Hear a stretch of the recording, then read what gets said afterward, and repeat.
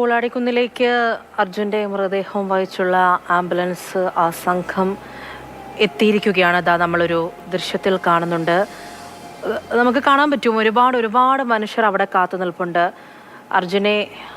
അർജുനെ വീട്ടിലേക്ക് എത്തിക്കുവാനൊപ്പമുണ്ടാകും. പൂളാടിക്കുന്ന് മുതൽ കണ്ണാടിക്കൽ വരെ ആ നിൽക്കുന്ന ഓരോ മനുഷ്യരും ഉണ്ടാകും. ലോറി ഡ്രൈവർമാർ ഉൾപ്പെടെയുള്ളവരുണ്ടാകും. രാഹുൽ KV ഉണ്ട്. രാഹുൽ, പൂളാടിക്കുന്നിൽ ദാ എത്തിയിരിക്കുന്നു. നമ്മൾ ആ ദൃശ്യങ്ങൾ കാണുന്നുണ്ട്. പറയൂ.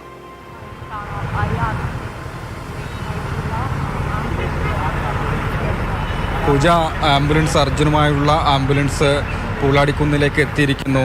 ഇവിടെ തടിച്ചുകൂടിയിട്ടുള്ള നൂറുകണക്കിന് ആളുകൾ അർജുനെ കാണുന്നതിന് വേണ്ടി പരിശ്രമിക്കുകയാണ്. മന്ത്രി AK ശശീന്ദ്രൻ, ജില്ലാ കളക്ടർ, വടകര MLA അടക്കമുള്ളവർ ഈ ആംബുലൻസിന് തൊട്ട് മുന്നാലെ തന്നെ ഉണ്ടായിരുന്നു.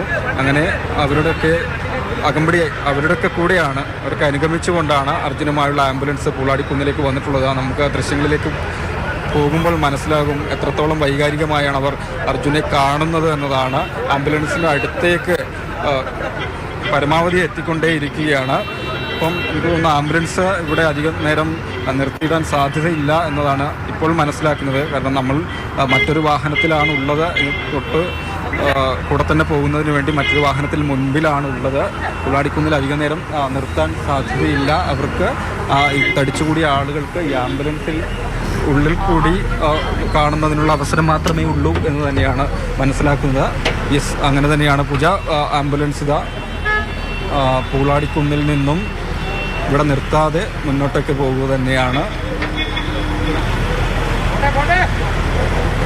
നേരെ മൃതദേഹവുമായുള്ള ആംബുലൻസ് നേരെ കണ്ണാടിക്കലിലേക്ക്, അതായത് അർജുൻ്റെ സ്വന്തം നാട്ടിലേക്കാണ് പോകുന്നത്. ഇവിടുന്ന് വളരെ പെട്ടെന്ന് തന്നെ കണ്ണാടിക്കലിലേക്ക് എത്തും. കണ്ണാടിക്കലിൽ നിന്ന് പിന്നീട് വിലാപയാത്രയായി വീട്ടിലേക്ക് പോകുന്നതിനുള്ള ക്രമീകരണമാണ് എന്തായാലും ഉള്ളത് എന്ന് തന്നെയാണ്. തടിച്ചുകൂടിയ ആളുകൾ ആംബുലൻസിൻ്റെ ആ ഗ്ലാസുകൾക്കിടയിലൂടെയൊക്കെ അർജുനെ കാണുന്നതിന് വേണ്ടിയുള്ള പരിശ്രമമാണ്. പൂളാടിക്കൽ പിന്നിട്ട് ആംബുലൻസ് മുന്നോട്ടേക്ക് പോയിക്കൊണ്ടേയിരിക്കുകയാണ്. ഇനി നേരെ കണ്ണാടിക്കലിലേക്കാണ്. കണ്ണാടിക്കൽ ബസാറിലാണ്. അവിടെ നിന്ന് കണ്ണാടിക്കൽ ബസാറിൽ നിന്ന് വിലാപയാത്ര എന്നതാണ് ഏതായാലും ഇനിയുള്ള ക്രമീകരണം എന്ന് പറയുന്നത്. കൂടുതൽ ആളുകൾക്ക് അവിടെ നിന്ന്, നാട്ടുകാർക്ക് എല്ലാവർക്കും തന്നെ കണ്ണാടിക്കൽ ബസാറിൽ നിന്ന് വീട്ടിലേക്ക് വിലാപയാത്രയിൽ പോകുന്നതിനുള്ള അവസരമാണ്. ഒപ്പം ഇവിടെയുള്ള ആളുകളൊക്കെ തന്നെ അവരുടെ സ്വന്തം വാഹനങ്ങളിൽ ആംബുലൻസിന് പുറകെ വരും എന്നത് തന്നെയാണ്. ഏതായാലും ഇവിടെ തടിച്ചുകൂടിയ 200 കണക്കിന് ആളുകൾക്ക് അർജുനെ കാണുവാനുള്ള അവസരം ഉണ്ടായിരിക്കുന്നു.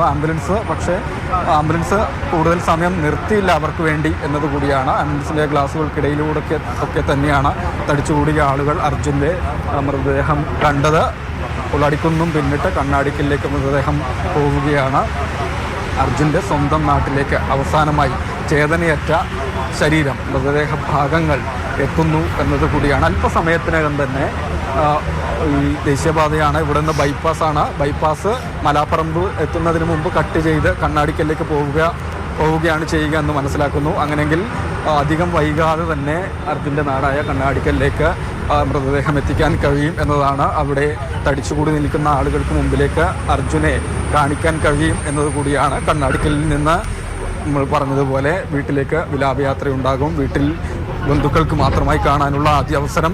പിന്നീട് സംസ്ഥാനത്ത് ഉടനീളമുള്ള വിവിധമായ സ്ഥലങ്ങളിൽ നിന്ന് വന്ന ആളുകൾക്ക് കാണുന്നതിനുള്ള അവസരം കൂടിയാണ്.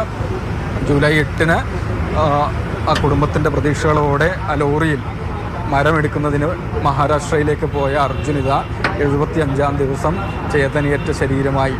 മുഴുവൻ ശരീരമെന്നും പറയാൻ കഴിയില്ല എന്നതാണ്. കാരണം 72-ാം ദിവസമാണ് ഗംഗാവലിയുടെ ആഴങ്ങളിൽ ഒളിപ്പിച്ച നിലയിൽ അർജുനെയും ആ ലോറിയുടെ ക്യാബിനും കണ്ടെത്താൻ കഴിഞ്ഞിരുന്നത്. ശരിയാണ് രാഹുൽ. ദിവസങ്ങൾ